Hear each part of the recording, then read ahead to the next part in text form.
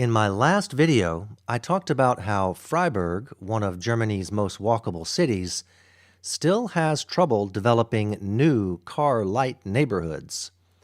The weird thing is that the city already has a model to follow, the Vauban district, where development started in the 1990s.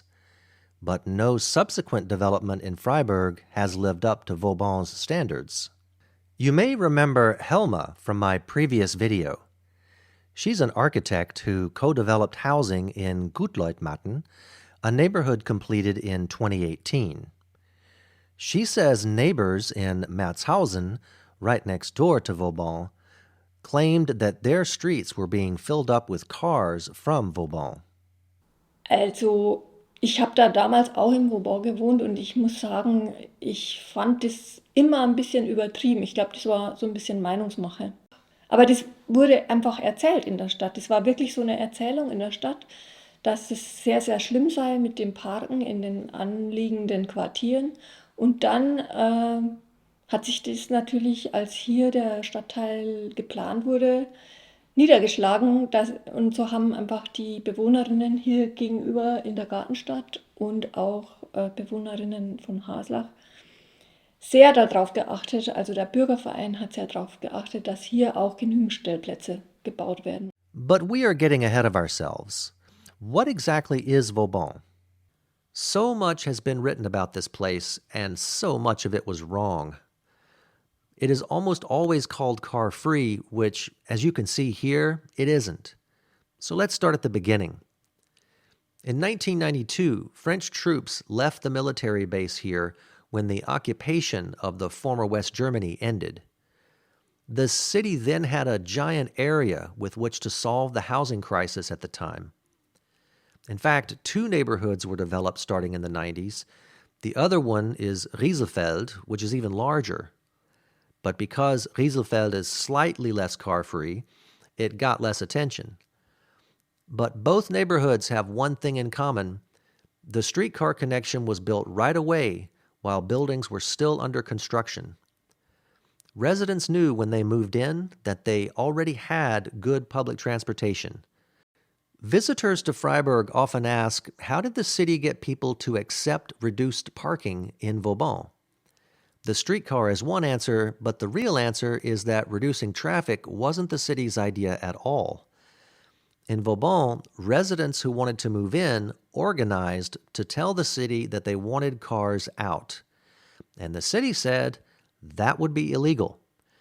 Germany had a law stipulating one parking space per apartment for new builds. So a compromise was reached. First, parking was limited on the street. There is parking on the main road, but most folks live on these horseshoe-shaped streets where cars can only stop for loading and unloading. These streets are thus safe for kids to play on.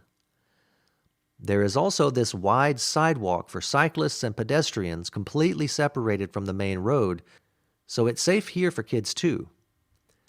And the main road is a dead end for cars, so there is no through traffic. The end is open for bikes and pedestrians, however. Homeowners who had a car then had to purchase a parking spot in one of the 3 multi-story garages that were to be built. But there was so little demand for parking that only 2 of the garages have actually been built. In this video about mobility, we're not going to get into all the other great aspects about this neighborhood, such as the use of solar power, the fantastic insulation and ventilation in many of the buildings, and the way citizens were eventually allowed to co-design such things as the 5 playgrounds in the backyards of the homes along these horseshoe streets. Suffice it to say that I thought Vauban would prove once and for all how to build a city for people. It does, but not everyone understands the memo. There was lots of backlash against Vauban, and international media reports were generally dismal. No project shows better than Vauban that we have all been brainwashed about cars. It turns out that some people want to live without cars, and the rest cannot imagine such a life being anything but an inconvenience. Safe streets for kids? Less noise and pollution? Nicer places to spend time? Okay, but what about when I need to cart a ton of sand to fill up the sandbox in my backyard for my grandkids? Seriously, this is literally why the Green Minister-President of Baden-Württemberg, the state Freiburg is in, said he needed not just a car, but a gescheites Auto, which in his case meant a big-ass Mercedes. Apparently, no delivery company in Germany will transport sand. We will all just have to buy cars for the maximal Eventualbedarf, or the worst case that may or may not happen. If the leading green politician in the state can't get his head around car-free living, you can imagine how bad foreign press coverage was. One article in the left-leaning Guardian from 2008 called Vauban a radical car-free quarter and a shrine to colorful Le Corbusier-style architecture. Vauban is a repudiation of everything Le Corbusier stood for. Vauban marked a breakthrough in allowing citizens to bypass for-profit housing firms to design their new homes as they wish, not how corporate headquarters thinks shareholders would benefit. But the left-leaning Guardian called one such citizen group a radical housing association, which one resident describes as an intentional community where people live in shared houses using co-op services. And the mofo journalist from the UK added, "It's pure hackney as far as I'm concerned."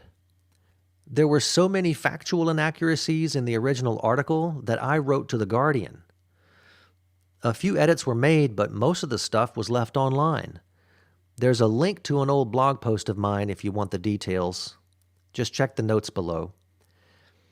And while the Guardian article was egregious, this is actually what almost all of the foreign press coverage sounded like at the time. People visited the place, saw the success with their own eyes, and literally looked for some cloud to the silver lining. I want to pick up on one thing that was consistently reported wrong: the price for these parking spaces in the garages. The Guardian claimed that one space cost 18,000 euros per year. I pointed out to the paper that this was the purchase price. The annual fee was a few hundred euros. But the confusion, which again was widespread, shows that we are so brainwashed that we believe free parking spaces are actually free. Each of these parking spaces, which cost the drivers nothing, costs taxpayers several hundred euros a year. Just because parking is free for the driver doesn't mean we don't all pay for it. And then there was the price. 18,000 euros sounds really outrageous when you think that parking is free. In fact, such a price for a parking space is unremarkable. Today, you can get this beauty of a double-decker, boy are those things fun to use, in neighboring Merzhausen for 15,000, or this one at the train station for 25,000. Finally, the Guardian article quotes a local saying that there is little support for a car-free system, it doesn't work, and people don't really accept it, and that some people in Vauban have relatives living elsewhere register their car, which they then park in neighboring Merzhausen. Back when this Guardian article came out, I called up the guy quoted to see what he thought about how he had been quoted. He hadn't seen it, and he said he had been misquoted. He put compliance with the car-free rule at around 99%, meaning that probably no more than 10 Vauban cars were parked in Merzhausen. These photos taken in Merzhausen seem to show that lots of spaces are available for parking. If some people in Vauban are having friends or relatives register their car, which they then park in Merzhausen, it's not many. And did you notice how many of the parking spaces along the central street down Vauban are also empty? Cherish the irony here. People in one neighborhood get uptight when you park your car on their streets. But when I do without a car in a world made for cars, well, that's just how things are. In the end, the success of Vauban shows something sad. When it was built, Vauban served the needs of some 4,800 Freiburgers who wanted a car-light area, but a majority of Freiburgers reacted by saying it can't be true.